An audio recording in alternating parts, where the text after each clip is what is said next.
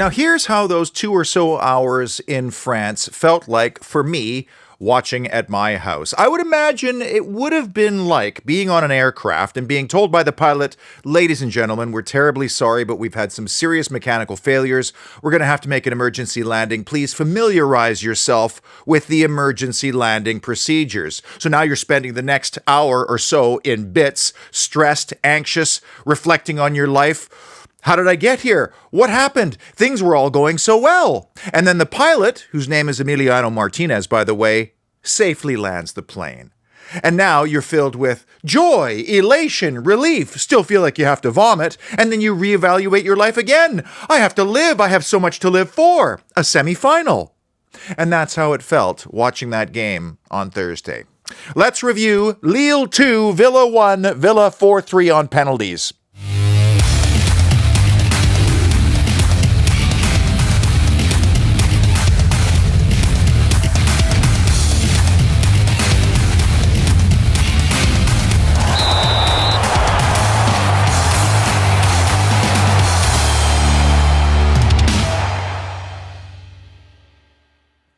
We are about to embark on our first European semi-final since 1982, and we are the last English team left in any of the European competitions this season. Let that sink in. Unai Emery continues to rewrite the Villa record books. And you know, I've been talking recently about how important it is to contextualize the respective values of each club. I mean, Lille is a young selling club. They bring in great talent. They move it on. That's their business. We're bringing in established players because we want to win the very biggest trophies that are available to us. And I just wonder, because we have more than double the transfer value of Lille, whether in the end that did tip us in the tie's favor, because Emiliano Martinez on his own is a $100 million goalkeeper for the precise reason that we saw on Thursday. And then you have the seasoned campaigners like Youri Tielemans and Douglas Luiz and Ollie Watkins, who were clinical from the spot. We just had that little bit of extra nous that Lille just hasn't quite earned yet.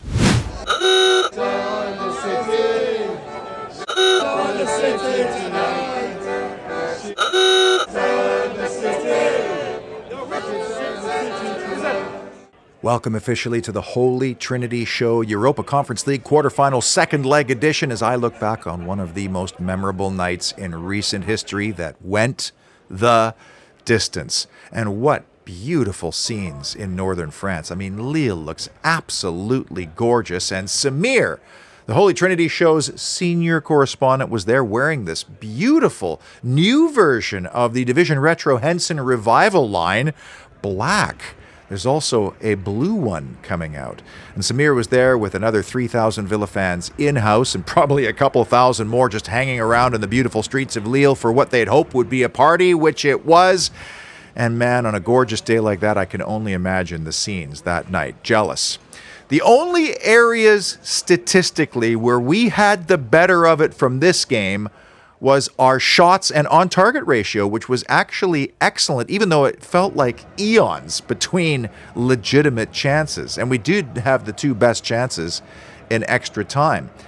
And somehow we actually won, according to the data, all the key duel categories, which surprised me because it just felt like we could not make the ball stick throughout the entire tie, if we're being honest. I mean, statistically, we were by far second best over the 2 legs.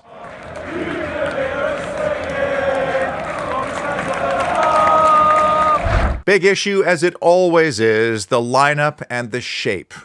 2 changes from Arsenal, Matty Cash in for Diego Carlos and Douglas Luiz in for Morgan Rogers, who didn't spend very long in the dugout, 28 minutes before he had to replace Nicolo Zaniolo. Now, I've said it before and I'll say it again. When John McGinn is forced to play on the right side of a 4-man midfield, that is not optimal for us, because even though he is adaptable and he's a warrior, I believe John McGinn needs to be in the middle of the action, as he proved at Arsenal over the weekend, where he was so good next to Youri Tielemans, and where I imagine he'll probably play against Bournemouth with Luiz still suspended. But it was a tough old day for our captain. He was rightfully the one to be dragged at 80 minutes, and maybe that will leave him a little bit of gas in the tank come Sunday. Legitimate issue. I'm not kidding here. Do you think Emi Buendia is checking the local weather in Athens every couple of days, wondering,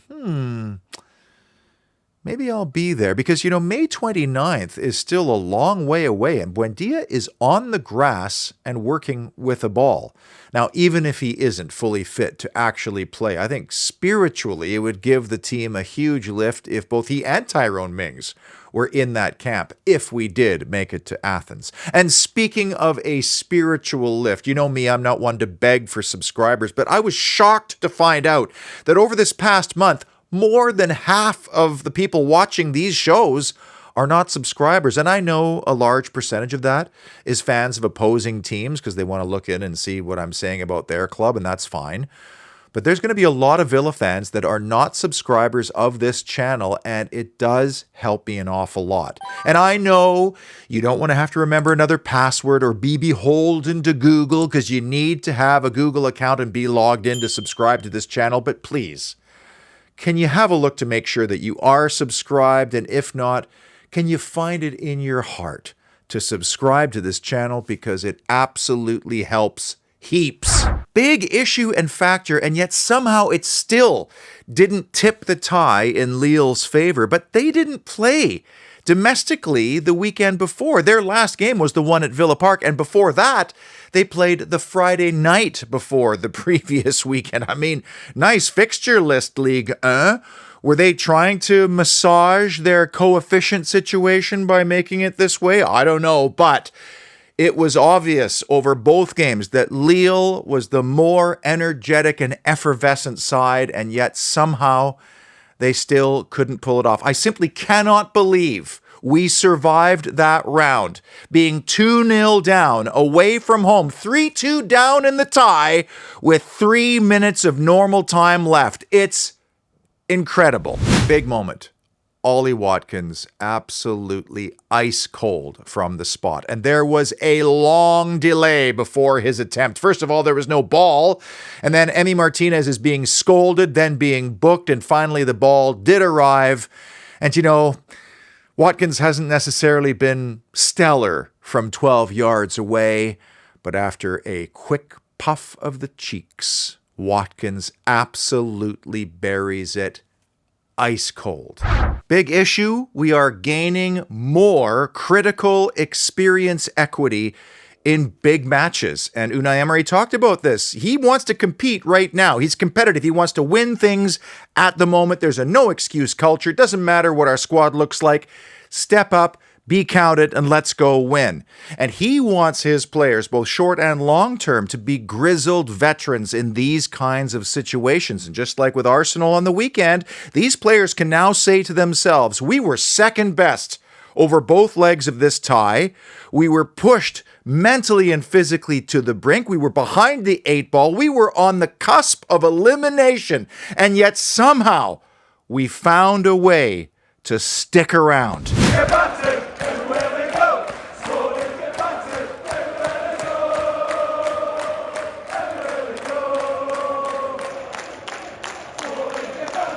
Big moment number 3, Douglas denied. My goodness, there was a dearth of real chances and goal-mouth activity for Aston Villa in this game, both through the 90 and in extra time. But you did get the sense when Leon Bailey came on that maybe he represented our best chance to get back into this game. And sure enough, in extra time, Bailey uncorked one from the edge of the penalty area, and Lille's precocious Lucas Chevalier, a young goalkeeper who, in my opinion, has the pedigree to show that maybe he might not be in Ligue 1 for very long. Well, he was equal to that effort. But it was what happened afterwards that was quite remarkable. And wasn't it interesting? Not a sniff for poor Douglas Luiz all game long. And yet, for some reason, something in his brain told him to stay forward and maybe linger around the penalty area, hoping for maybe that one big chance to fall our way. And even though Luiz was advanced and lurking and maybe sensing something might come his way, he could have never expected that the ball was going to pop straight to him. And most strikers are taught that you always hard and fast go back across the grain from whence the goalkeeper came, because his momentum is going that way. You want the ball to go that way. Surely Douglas Luiz didn't have the time to compute that. He just wanted to get it on target with a solid connection, which he did. Chevalier makes a fantastic reaction save. And then, as extra time was ending, John Duran did everything you want him to do. Make a good, sharp connection and on target. Hopefully catch the goalkeeper off guard after a nice cutback. And the goalkeeper was there for his team again.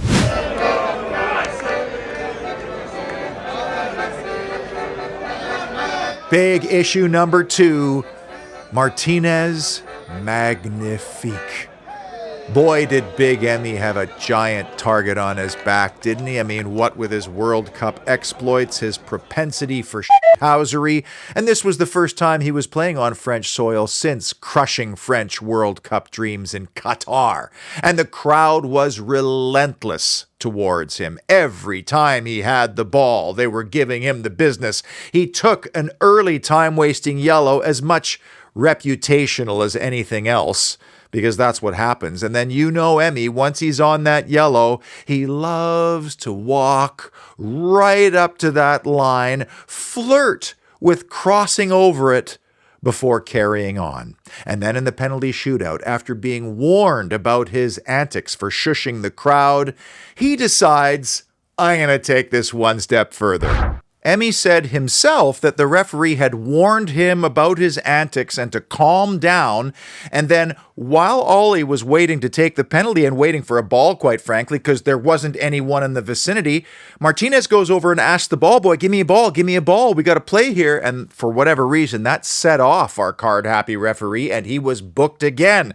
Now, thankfully, IFAB changed the laws about 4 years ago, and this card is not connected to the one he received in the previous 120 minutes, so he wasn't sent off. Can you imagine? That would have changed the entire course of the shootout. However, Martinez is now banned for the home leg against Olympiacos, which is not optimal either, but now we think about how important those 90 minutes at Manchester City were for Robin Olsen. What if he didn't have those 90 minutes, in which he was great, by the way? I love our goalkeeper. He has proven himself on the biggest stage time and time again.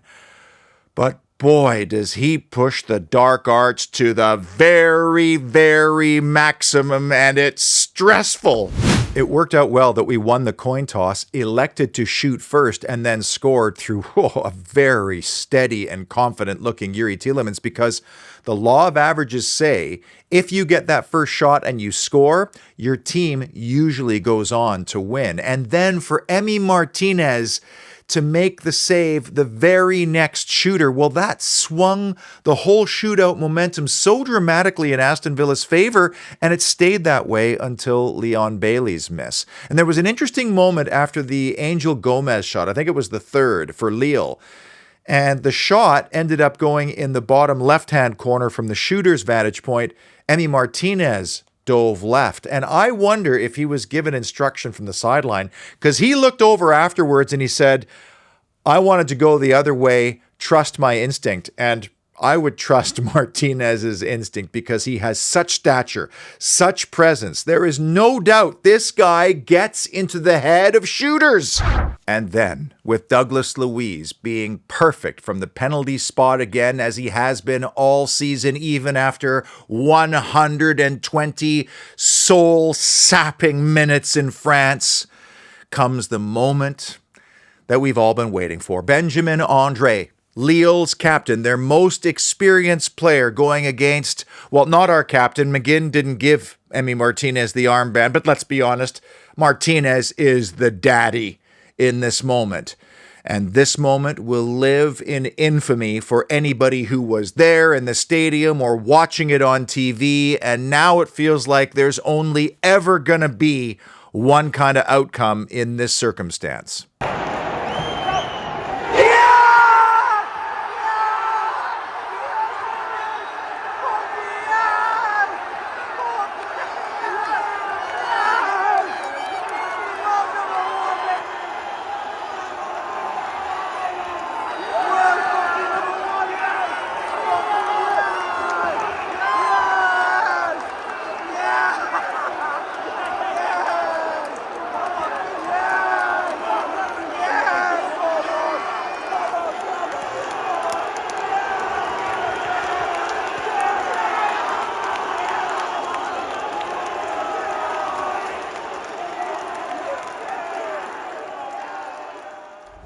How do you put a value on that moment? I mean, think about that for a moment. Just from a commercial perspective alone, by achieving semifinal status, they would have received a competition bonus, and they're still in it to win it in Athens. Then, of course, they'll get an extra date at Villa Park, which you know will be sold out to the rafters, and there will be huge interest and buzz for Villa's first semifinal since 1982. Think about those storylines. Then you think about what it would mean to the players and to the supporters to go on and win this competition and some silverware for the first time in eons. And as extra time carried on, it just felt to me, especially when Emi Martinez was on the ball dilly-dallying on it, that everybody here is fully comfortable about going to penalties because we have the best in the business at the craft. Just before number one, you know Paul Handsaker and his dad Ron, who raised Paul Wright as a Villa fan, have been to virtually every major match in Villa's recent history of about 40 plus years, including home and abroad. And that includes the last European semi-final. Now, of course, Villa haven't been involved in a lot of big matches in recent history, and because of 24/7 services commitment and, 6 kids, it's hard to just jet off on a moment's notice to a match. But I'd be shocked, seeing as how the two of them were at Villa's last major European semi-final, that they weren't looking at cheeky flights to Piraeus, Greece, home of Olympiacos. And that last European semi-final for Paul, well, he remembers it for non-footballing experiences. Aston Villa team are into the semi-final. You go to the match, you beat Anderlecht to go, right, okay, then we're in the final. And my uncle, God bless him, puts our hotel right in the red light district. So I became a man overnight, to be truthful, if that's the right way to say it. If you are a true claret and blue-blooded Villa fan and you have projects to do at your home, your business, or your recreational property, why on earth would you get anybody else but Paul Handsaker at 24/7 Services to do that work for you? Another full-on Villa fan raised right who will get the job done properly and with a fair quote.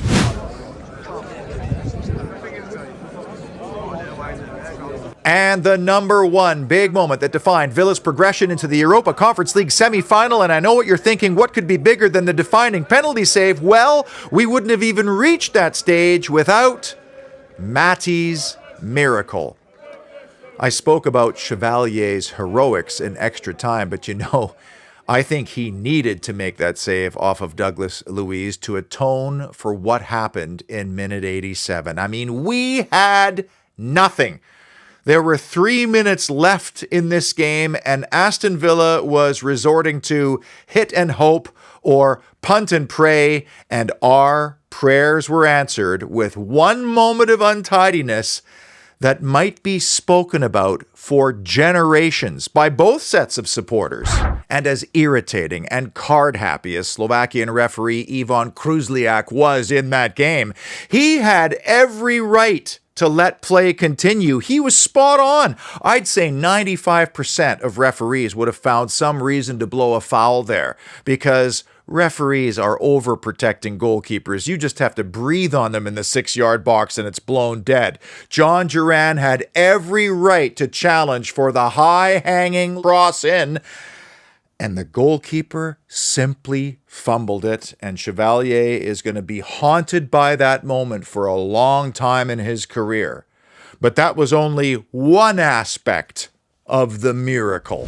And fair play to John Duran, who was alive to the crumbs and who then got a little poke to the ball. And if John Duran didn't get a little poke on target with that ball, it may have never found its way to the Polish Cafu, Matty Cash, who had an otherwise difficult game, let's just say. I mean, here's a player who is routinely pummeled by our fan base, and yet there he was with a pile driver that changes everything in the blink of an eye. Not dissimilar in some ways to his heroics at Middlesbrough, where he scored with a long lash in the FA Cup. And this was our moment, without which We're not talking about penalty heroics involving our Argentine ace or complimenting the players who stepped up and after 120 draining minutes of running were ruthless in those pressure-packed penalty situations. We were 3 minutes from being justifiably dumped from this competition, and somehow we pulled through with what is almost a mythological moment in our recent history, especially if we go on to win the title in Athens. I mean, this could be right up there with the folkloric Orion Newland save against Sheffield United. That's how big a moment this was. Now, the implications on our upcoming fixture list will have, obviously, the Brighton and Hove Albion game moving from Saturday, May 4th to Sunday, May the 5th, and that has been a very good fixture for us in recent times. And then the Olympiacos away date comes just ahead of the Liverpool game, which was moved to Monday, May 13th. And I know that made a lot of people angry because it's a Monday night game and our last home game. But that 1 day of extra breathing room between those games, not to mention the form that Liverpool seems to be in right now, that might just come in handy for us because I got a funny feeling about that Liverpool game. So the beginning of May is going to be very taxing. It's also going to be potentially season defining. And now we've got to somehow muster up the energy and the desire to go again as early as this Sunday with Bournemouth coming to town. And I'm telling you, the real heroes right now, the ones who are going to be counted on heavily for us if we want to get a result in that game, are the physios, the massage therapists, the dietitians, and the people who run the ice baths, which will be overflowing. And this was one of the problems of going the distance in France of 120 minutes and having to commit to that cause and pushing players to go the distance. I mean, Watkins, Tielemans, Luka Dean, Pau Torres, Ezri Konsa, who am I missing? All going the distance, and I'm sure Morgan Rogers didn't expect to go as long as he did when Zaniolo had to come off early. Bournemouth have had a decent little run of late, getting them into mid-table safety, but they have had a couple of injuries to players that actually have given us troubles, like Semenyo, Tavernier, Mepham. Tyler Adams is only just kind of getting back, and Sinisterra hobbled off during the Man United game. But make no mistake, this is a team that will have had a week to prepare without any European matches. They have a clever manager who's highly respected. He's figured out their way. They're all buying in, and they've given us trouble not just this year on our visit there, but they've given us trouble in past years as well. One factor we could probably count on this Sunday is the reception that the Villa Park faithful will give our mob. I wouldn't be surprised if there was a prolonged standing ovation and the sense of afterglow. And the players themselves may feel that sense of accomplishment and afterglow, and they may get a boost from that. But it is going to be tough sledding with a team that's not playing in Europe or has extra games on its fixture list. Now, I'm sure Moussa Diaby will be good to go. John McGinn had to come off at 80 minutes. He should be good. Diego Carlos might come right back into the game. Who knows? Maybe he lines up against Clement Longley. We don't know the situation with Nicolo Zaniolo. There's no Alex Moreno, but we're going to have to patch it together. And I would not be surprised if we see a slow, ugly game that might come down to one single goal. And if Aston Villa gets that goal, and if they win the game on Sunday, it will cap off the greatest week in the recent history of this football club, and without question, the greatest week since Unai Emery has arrived. Man, football is just like life sometimes. I mean, you were probably sitting there on Thursday thinking the same thing. Well, not this year for us. We put in a good effort, fair play to this young team, and at least now we could focus on the league, all that talk. And then one moment, one miraculous moment changes everything. And I'm going to revel in it. I'm going to celebrate. I'm going to be joyful and just have the greatest couple of days before the next angst-fueled 90-minute affair on Sunday. Until that time, be well, savor it, revel in it, and as always, up the mighty Villa!